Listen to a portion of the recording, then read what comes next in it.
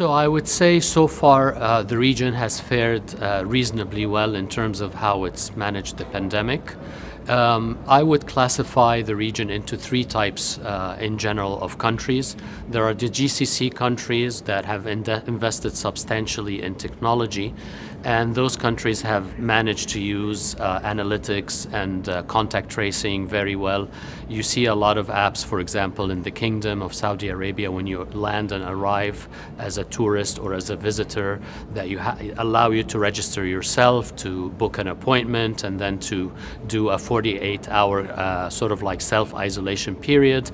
You see also in the UAE, in Abu Dhabi, other ways, like bracelets and all of that, that you can do contact tracing and also, compliance with the self-isolation periods when you arrive from abroad. The second group of countries is like Egypt and the Levant countries, and these don't have such an advanced technology infrastructure, but they have done their best actually to do what they can with the level of technology infrastructure that they have. And then the third group are unfortunately those countries that are either in post-conflict or are still having conflicts, the likes of Libya, Yemen to some extent, Syria and others, and those are not really well prepared to use technology in a strategic way to manage the pandemic. They have to revert to more mechanical and manual methods.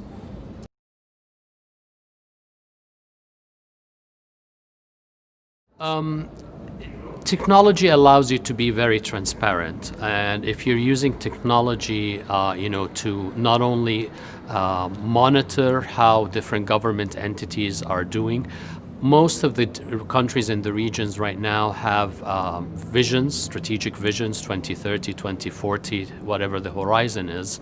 And it's very helpful when these government entities actually publish in terms of their KPIs and KPTs, key performance indicators and key performance targets, how they are progressing towards achieving these visions. So that's one way that technology can be used objectively to communicate transparency. Also, when you deploy technology, to manage procurement in a transparent way, and also to manage payments and all of these things that lead to the increase of transparency and more competition, it's also very positive.